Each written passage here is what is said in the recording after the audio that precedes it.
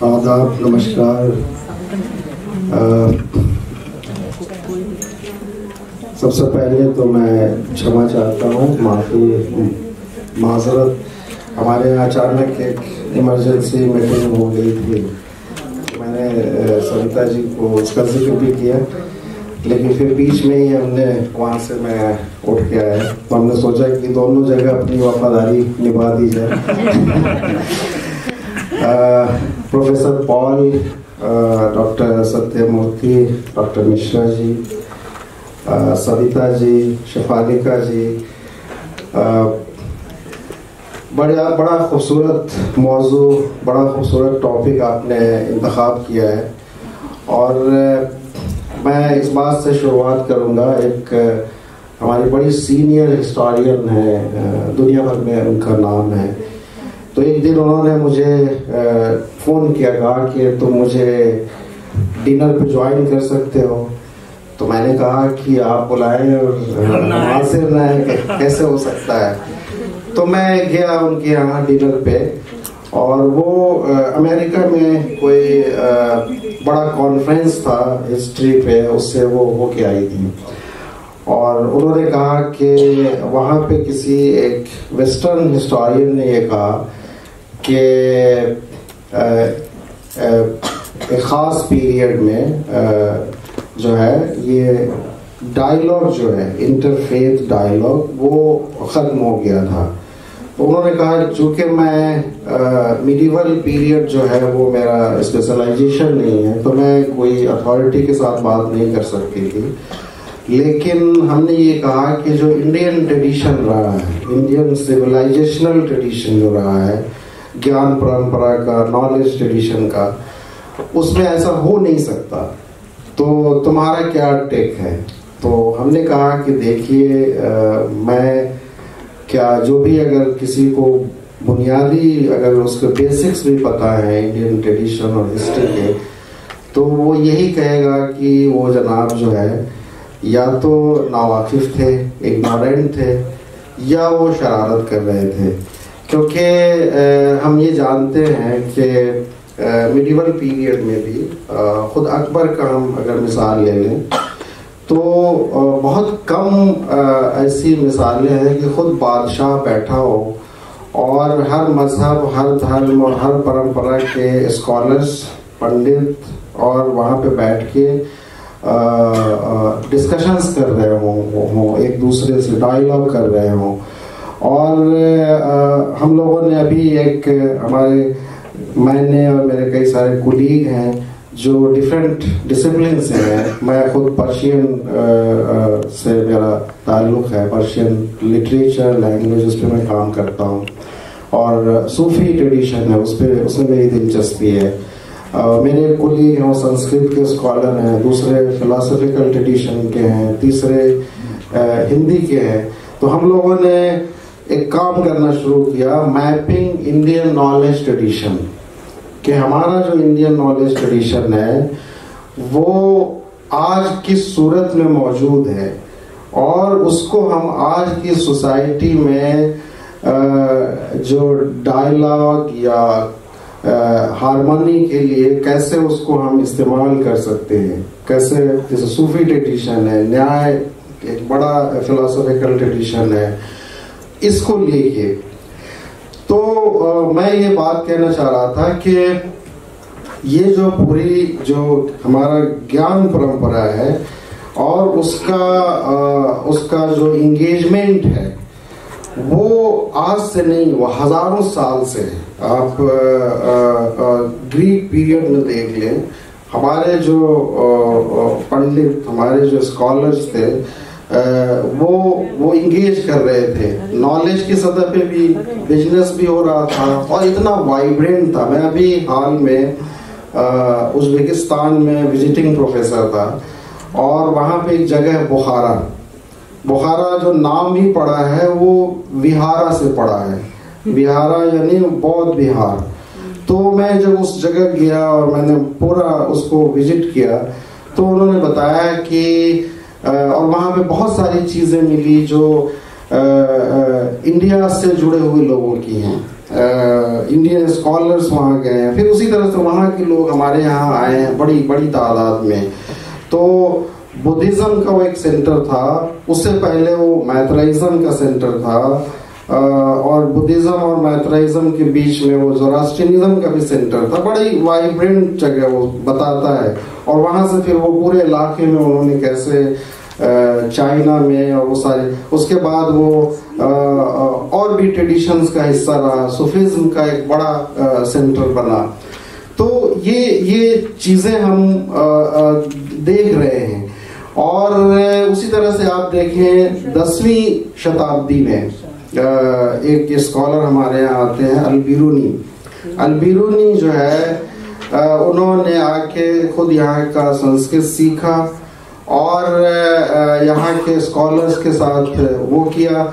और उनकी जो किताब है मालल हिंद, वो एक बुनियादी हमारे लिए आज सोर्स है उस ज़माने की हिस्ट्री कल्चर को समझने के लिए, और कैसी सोसाइटी थी, क्या यहाँ की ज्ञान परंपरा थी।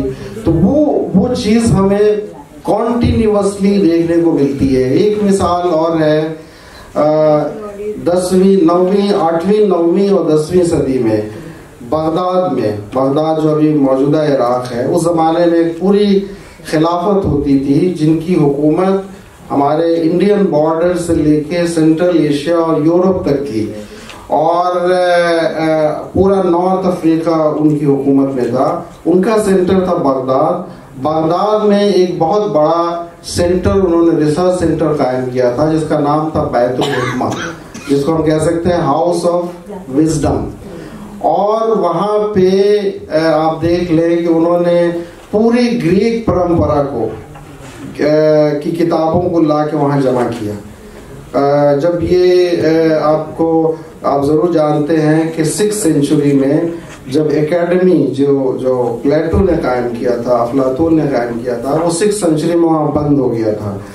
और लेकिन इन लोगों ने, बैतुल हिकमा वालों ने भेज के उनकी सारी किताबें मंगा के और उसका ग्रीक से उन्होंने अरबिक में ट्रांसलेट किया। उसी तरह से जो दूसरी पूरी ज्ञान परंपरा को जो उन्होंने ट्रांसलेट किया वो इंडियन नॉलेज ट्रेडिशन था, खास तौर से इंडियन जो मैथमेटिक्स था, जो मेडिकल साइंसेस में हमारे जो स्कॉलर्स ने काम किया था। और इतनी बड़ी तादाद में इंडियन पंडित्स उस बैतुल हिकमा में मौजूद थे कि जब हलाकू ने हमला किया है और वो पूरा इंस्टीट्यूशन बर्बाद किया है, तो वो पंडित वहाँ से भाग के मौजूदा जो ये बैरूत है, लेबनान, वहाँ जाके बसे। और वहाँ पे अभी भी एक कम्युनिटी है जिसको नबाती कहा जाता है। नबात यानी वेजिटेशन, यानी वेजिटेरियंस थे। यानी ये इंगेजमेंट जो था वो इतना ज़्यादा एक दूसरे से वो था। उसी तरह से आप देख लीजिए कि जो एक उमविद एक पूरी खिलाफत थी यूरोप में, स्पेन में जो उन्होंने बिल्डिंगें बनाई हैं, आप कभी जाइए यहाँ पे दिल्ली की जो बिल्डिंगें बनी हुई हैं, तो जो हमारे मेसन्स थे, इंडियन मेसन्स, वो उस पे अपने सिग्नेचर्स करते थे। और वो सिग्नेचर्स जो होते थे वो न्यूमेरिकल होते थे, ठीक है। तो वो संस्कृत के जो न्यूमेरिकल्स हैं वो आपको स्पेन की बिल्डिंगों में मिलेंगी, और उनको यही अरब लेके गए थे, ठीक है। उसी तरह से आप समरकंद में पहुंच जाएं, वहाँ पे जो यूनिवर्सिटी और बड़ी शानदार जो बिल्डिंगें बनी हुई हैं और जो एस्ट्रोनॉमी पे पूरा काम हुआ है, उसमें भी हमारे लोगों का उतना ही कॉन्ट्रीब्यूशन है। उसी तरह से हमने भी बहुत सारी चीजें उनसे ली है। जैसा कि मैं खुद एक पर्शियन के स्टूडेंट होने के नाते मैं जानता हूँ कि जो ज्योग्राफी पे काम हुआ है, ज्योग्राफिकल नॉलेज ट्रेडिशन पे, उसमें बड़े जो ज्योग्राफर्स हैं, जो अल-मसूदी हैं, अल-बिरूनी हैं, उन्होंने वर्ल्ड को 7 हिस्सों में बांटा और उसको उन्होंने इक्लीम कहा। इक्लीम का मतलब होता है रीजन, और उसमें हर रीजन का एक कैरेक्टर बताया है। जैसे इंडिया एक पूरा, उन्होंने इंडियन सब कॉन्टिनेंट को एक रीजन के तौर पे माना। یا جو ہے چائنیز علاقے کو ایک الگ ریجن کے طور پہ مانا, یا پورے عرب یا ایران کے علاقے کو الگ ریجن کے طور پہ مانا. اور انڈین جو ریجن ہے اس کو انہوں نے اقلیم حکمت کہا. حکمت کہتے ہیں وزڈم کو, یعنی وزڈم کی جو جگہ ہے وہ انڈین سب کانٹیننٹ ہے. تو یہ جو انگیجمنٹ ہے ان سیولائزیشنز کے ساتھ, خاص طور سے جو باقی ایشین سیولائزیشنز ہے, وہ ہر دور میں جاری رہا ہے. اس کی ایک مثال میں اور بڑی خوبصورت سی مثال دینا چاہوں گا کہ 6 شتابدی میں ایران کے ساسانی کنگ کو کسی نے کہا دربار میں کہ ہندوستان میں ایک ایسی جڑی ہے جس کو اگر آپ کھا لیں تو آپ مطلب اس کی امرت والی خوبی ہے, آپ کبھی امر ہو جائیں گے, آپ کبھی مریں گے نہیں. تو ظاہر بادشاہ تھا, یا ہر انسان کی خواہش ہوتی ہے کہ ہمیشہ جوان رہیں, ہمیشہ زندہ رہیں, کبھی مرے نہیں. یہ ایک بڑی نیچرل خواہش ہوتی ہے. تو اس نے اپنے ایک انٹلیکچوئل کو جو ان کے درباری تھے ان کو حکم دیا کہ آپ جا کے وہ جڑی ڈھونڈ کے لائیے, اور جب تک آپ ڈھونڈ نہ لیں آپ واپس نہیں آنا ہے آپ کو. تو وہ آئے اور یہاں ہندوستان میں گھومتے رہے. ان کا نام برزوئے تھا اور وہ خود بڑے اسکالر تھے. ڈھونڈتے رہے, گھومتے رہے, لیکن کسی نے کہا کہ بھائی یہاں تو ایسی جڑی کا کوئی پتہ نہیں ہے. فائنلی وہ ایک اسکالر کے پاس گئے, انہوں نے کہا کہ کیا آپ نے اس مدت میں موتیں دیکھی ہیں؟ تو انہوں نے کہا ہاں دیکھی ہیں. تو کہا کہ اگر ایسی بات ہوتی, ایسی کوئی جڑی ہوتی تو یہاں کے لوگ مرتے نہیں. اصل جو زندگی ہے وہ انسان کے کرموں کی زندگی ہے, کہ انسان کا جو جسم ہے وہ فانی ہے, وہ مارٹل ہے, وہ چلا جاتا ہے, لیکن جو اس کا کرم ہے وہ رہتا ہے. اور اس کرم کو سدھارنے, بنانے اور اس کو سنوارنے کی جو کتاب ہے وہ پنچ تنتر ہے. تو انہوں نے اس پنچ تنتر کو ٹرانسلیٹ کیا, اس کا نام کلیلہ و دمنہ رکھا. اور یہ ظاہر فیبلز کی کتاب ہے, ایلیگری اس کی بڑی خوبصورت ہے. اور یہ اس کتاب نے پورے ایرانین لٹریچر کو اور عرب لٹریچر کو اتنا متاثر کیا کہ 1,500 سال ہو گئے تقریباً اس کے ٹرانسلیشن کو. پہلے وہ پہلوی میں ٹرانسلیٹ ہوئی, پھر عربک میں ہوئی, اور عربک میں میرے خیال سے 7th سینچری میں ٹرانسلیٹ ہوئی ہے. اور آج بھی دنیا میں کہیں بھی عربک پڑھائی جاتی ہے تو یہ کتاب پڑھائی جاتی ہے. اسی طرح سے فارسی میں کہیں بھی پڑھائی جاتی ہے تو ہم خود فارسی سے آ کے ہم نے پنچ تنتر کے بارے میں جانا کہ اور جو ہمارے بڑے رائٹرز ہیں پرشین میں, چاہے وہ شیخ سعدی ہوں یا رودکی ہوں, جو بڑے نام ہیں, ان سب نے اس کتاب کو سے سیکھا ہے اور اس کے انداز میں لکھنے کی کوشش کی. بعد میں پھر یہ یورپ پہنچا, فرینچ میں رومن ڈی لا روز کے نام سے اس کا ٹرانسلیشن ہوا. تو اس طرح سے ہم یہ نالج جو ہے ٹریول کرتا رہا ہے, ہم دوسروں سے بھی سیکھتے رہے اور دنیا کو بھی ہم سکھاتے رہے ہیں. تیسرا جو ہے وہ ہے ہم میڈیول ایج میں ہم آ جائیں تو ہم دیکھتے ہیں کہ جیسے امیر خسرو ایک نام ہے. امیر خسرو نے ایک کتاب لکھی جس کا نام ہے نو سپہر. نو سپہر کا مطلب ہے 9 آسمان, 9 آپ ستارے بھی کہہ سکتے ہیں. اس میں انہوں نے ہندوستان کی اتنی خوبصورتی سے اس کا بیان کیا ہے, اور اس کی شروعات میں ہی کہتے ہیں کہ پوری دھرتی پہ اگر جنت سے ملتی ہوئی کوئی جگہ ہے, سورگ سے ملتی ہوئی کوئی جگہ ہے تو وہ ہندوستان ہے. اور اس کی وہ دلیل بھی دیتے ہیں. وہ کہتے ہیں کہ جو سیمیٹک ٹریڈیشن ہے, سیمیٹک ٹریڈیشن میں یہ کہا گیا ہے کہ آدم جو ہے, جو پہلے انسان ہے, یا ان کی جو وائف ہے ایو, آدم اور حوا, ان کو ہندوستان میں اتارا گیا. تو اس پہ امیر خسرو یہ دلیل دیتے ہیں کہ چونکہ جنت سے ملتی ہوئی جگہ ہندوستان تھی, اسی لیے جب جنت سے ان کو نکالا گیا تو اس سے ملتی ہوئی جگہ پہ ہندوستان میں لا کے ان کو بسایا گیا. اور اس کے وہ جو ہے وٹنس کے طور پہ کہتے ہیں کہ جنت میں بھی مور ہے اور ہندوستان میں بھی مور ہے, جنت میں بھی سانپ ہے اور یہاں پہ بھی جو ہے وہ ہے. تو یہ چیز انہوں نے پھر انڈین پورا جو ہے آپ دیکھیں ان کا پورا جو میوزک ہے وہ اسی کا سنتھیسس ہے. Central Asian musical tradition, Sanskrit کے گیاتا ہیں.